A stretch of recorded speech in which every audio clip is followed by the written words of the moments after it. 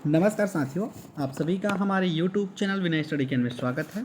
आज की इस वीडियो में हम गणित शिक्षण शास्त्र से संबंधित बहुत ही महत्वपूर्ण बहुविकल्पी प्रश्न लेकर आए हैं।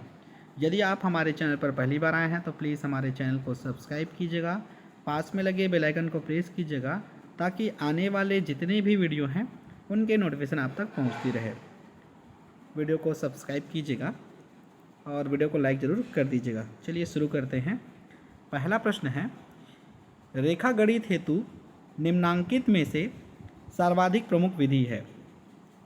ऑप्शन आपकी स्क्रीन पर है, देखिएगा। निगमन विधि, आगमन विधि, खोज विधि और व्याख्यान विधि। निगमन विधि में सबसे पहले नियम बताए जाते हैं, उसके बाद प्रश्नों को हल किया जाता है। आगमन विधि में सबसे पहले हम उदाहरण देते हैं कि ये एक रेखा है और रेखा पर ये ए है, बी है, इसकी बीच की दूरी आपको ज्ञात करनी है। तो रेखा गणित में हम क्या करते हैं, आगमन विधि का उपयोग करते हैं। आगमन विधि जो है छात्र केंद्रित होता है और इसमें हम मूर्त से अमूर्त की ओर ले जाते हैं, या फिर स्थूल से सूक्ष्म की ओर, या फिर सरल से कठिन की ओर हम जाते हैं। और शिक्षण हेतु यह सर्वोत्तम विधि है। तो पहले प्रश्न का जवाब आगमन विधि होगा। दूसरा प्रश्न है, 10 गीतिका नामक गणितीय ग्रंथ की रचना किसने की थी। ऑप्शन आपकी स्क्रीन पर है, ब्रह्मगुप्त, वराहमिहिर, आर्यभट्ट, रामानुजन। 10 गीतिका नामक गणितीय ग्रंथ की रचना आर्यभट्ट जी ने की थी, इसलिए ऑप्शन सी सही होगा। तीसरा प्रश्न है, ज्यामिति की समस्याओं का हल ज्ञात करने के लिए निम्नलिखित विधि का प्रयोग अध्यापक को करना चाहिए। ज्यामिति के हल करने के लिए ऑप्शन दिए है, विश्लेषण विधि, आगमन विधि, व्याख्यान विधि, निगमन विधि। ज्यामिति की समस्याओं को हल करने के लिए विश्लेषण विधि का उपयोग अध्यापक को किया जाना चाहिए। Option A. चौथा प्रश्न है, अपेक्षित व्यवहारगत परिवर्तन में निहित है। ऑप्शन आपकी स्क्रीन पर है, शैक्षिक उद्देश्य, प्राप्य उद्देश्य, सामान्य उद्देश्य, इनमें से कोई नहीं। तो इसका सही जवाब होगा प्राप्य उद्देश्य। शिक्षण के सामान्य उद्देश्य होते हैं दूरगामी, दूरगामी नहीं, पाठ योजना में प्राप्त नहीं किए जा सकते, मानव व्यवहार में नहीं झलकते। देखिए, शिक्षण का सामान्य उद्देश्य जो है दूरगामी होता है। बच्चों को 100 तक गिनती सिखाया जाता है और इसका जो रिज़ल्ट मिलता है वो उसके लाइफ तक चलती रहती है कि उसको 100 तक गिनती आता है। तो शिक्षण का उद्देश्य जो है दूरगामी होता है। प्राथमिक स्तर पर गणित शिक्षण का महत्व है सांस्कृतिक, मानसिक, व्यवहारिक, आध्यात्मिक। देखिए, प्राथमिक स्तर पर जो गणित बच्चों को सिखाया जाता है वो व्यवहारिक होता है। व्यवहारिक कैसे? प्राथमिक स्तर के गणित को हम अपने व्यवहारिक जीवन में, दैनिक जीवन में उपयोग करते हैं। जैसे कि किसी बच्चे को यदि आप दुकानदार के पास भेजते हैं कि 5 रुपये का पेन लेके आना, तो बच्चे जो है 5 रुपये का पेन लेके आएगा। यदि बच्चे को 10 रुपये दिए हैं और आपने बोला है कि उसे एक पेन लाना, तो बच्चे जो है 5 रुपये का एक पेन लेकर आएगा और साथ में 5 रुपये का नोट या सिक्का आपके साथ लेकर आएगा, अपने साथ लेकर आएगा। तो ये जो है बच्चों के व्यवहार में आता है। सिक्कों को पहचानना या रुपये को पहचानना, ये भी एक व्यवहारिक है। तो हम क्या करते हैं, प्राथमिक स्तर पर गणित शिक्षण को व्यवहारिक रूप में उपयोग कराते हैं। 7वां प्रश्न है, गणित शिक्षण छात्रों में प्रश्नों को शीघ्र एवं शुद्ध हल करने की आदत डालने की श्रेष्ठ विधि है सिद्धांत को समझने के बाद।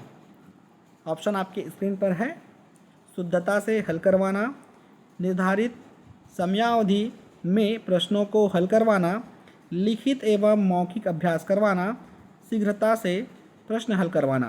देखिए, आप जितना ज़्यादा लिखेंगे, प्रैक्टिस करेंगे और मौखिक अभ्यास करेंगे, आप गणित में श्रेष्ठ होते जाएंगे। तो ऑप्शन सही होगा लिखित एवं मौखिक अभ्यास करवाना। गणित शिक्षण का वास्तविक उद्देश्य ज्ञान प्राप्त करना नहीं वरन शक्ति प्रदान करना है। यह कथन है डयूर का, बेकन का, डटन का, रमन का। ये काफ़ी इम्पोर्टेंट प्रश्न है, ये पूछा भी जा चुका है। सही जवाब है डटन। चलिए आगे बढ़ते हैं। कुहक गणित ग्रंथ की रचना किसने की? ऑप्शन आपकी स्क्रीन पर है। वराहमिहिर, महावीराचार्य, ब्रह्मगुप्त, श्रीधराचार्य। सही जवाब है ब्रह्मगुप्त, ऑप्शन सी। राजस्थान के भीनमान कस्बे से किस गणितज्ञ का संबंध है? ऑप्शन आपकी स्क्रीन पर है। महावीराचार्य, श्रीधराचार्य, ब्रह्मगुप्त, वराहमिहिर। सही जवाब है ब्रह्मगुप्त, ऑप्शन सी। गणित का सार संग्रह की रचना किसने की? ऑप्शन आपकी स्क्रीन पर है। महावीराचार्य, श्रीधराचार्य, भास्कराचार्य, गणेशाचार्य। गणित सार संग्रह की रचना महावीराचार्य ने की थी। 12वां प्रश्न है, गणित की वह कौन सी विधि है जो करके सीखने के सिद्धांत पर काम करती है, जिसमें छात्र अधिक सक्रिय रहते हैं, वह जिनके द्वारा नवीन तथ्यों की खोज की जा सकती है?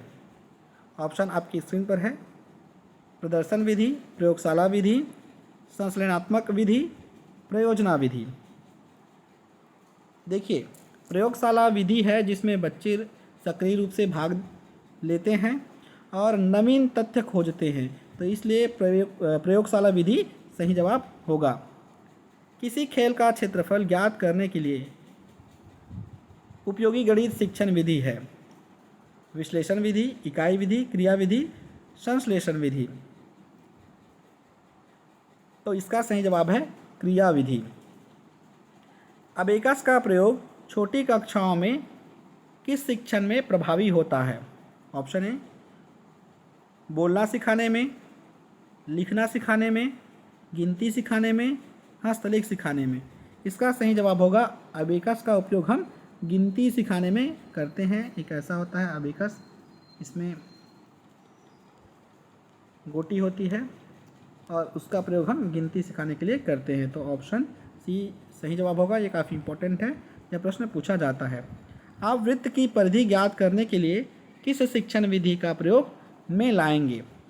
विश्लेषण विधि, इकाई विधि, क्रिया विधि, निगमन विधि। बताइएगा। वृत्त की परिधि सिखाने के लिए हमें सूत्र ज्ञात करना है और सूत्र का प्रयोग करेंगे तभी हम वृत्त की परिधि ज्ञात कर पाएंगे। तो इसके लिए हम सबसे पहले सूत्र लगाएंगे और सूत्र कौन सी विधि में लगता है? निगमन विधि में लगता है, इसलिए ऑप्शन डी सही जवाब होगा। पर्यवेक्षित स्वाध्याय विधि का गुण है? ऑप्शन आपकी स्क्रीन पर है, देखिएगा। व्यक्तिगत क्रियाओं विधि का गुण है पिछड़े बालकों को शिक्षा उपयुक्त ढंग से देना, छात्रों की पाठ्यपुस्तक का गहनता से विकास करना, और डी दिया है उपयुक्त सभी। तो सही जवाब होगा ऑप्शन डी उपयुक्त सभी। रेखा गणित का संबंध है रेखाओं से, प्रसार एवं विस्तार से, अंकों से, प्रतीक चिन्हों से। रेखा गणित का संबंध प्रसार एवं विस्तार से है, तो ऑप्शन बी सही होगा। गणित सभी विज्ञानों का सिंह द्वार और कुंजी है, यह विचार किसका है? ये काफ़ी इम्पोर्टेंट है और यह विचार जो है रोजन बेकन का है, तो ऑप्शन सी सही होगा। पाठ्यक्रम निर्माण के सिद्धांत है? ऑप्शन देखिएगा और उसके बाद सही जवाब आप लोग कमेंट बॉक्स में कमेंट करके बताइएगा। दोस्तों, वीडियो को ज़्यादा से ज़्यादा लाइक कर दीजिएगा, काफ़ी उम्मीद है आप लोग लाइक करेंगे। इसका सही जवाब होगा उपयुक्त सभी। वृत्त की परिधि तथा व्यास में संबंध ज्ञात करने हेतु किस विधि का प्रयोग उपयुक्त है? तो अभी मैंने बताया है कि वित्त की परिधि ज्ञात करने के लिए हम निगमन विधि का उपयोग करते हैं और व्यास के संबंध में ज्ञात करने के लिए हम प्रयोगशाला विधि का प्रयोग करेंगे। तो ऑप्शन डी सही होगा। थैंक यू दोस्तों, वीडियो कैसा लगा कमेंट करके ज़रूर बताइएगा। वीडियो को ज़्यादा से ज़्यादा शेयर कीजिएगा, लाइक कीजिएगा। धन्यवाद।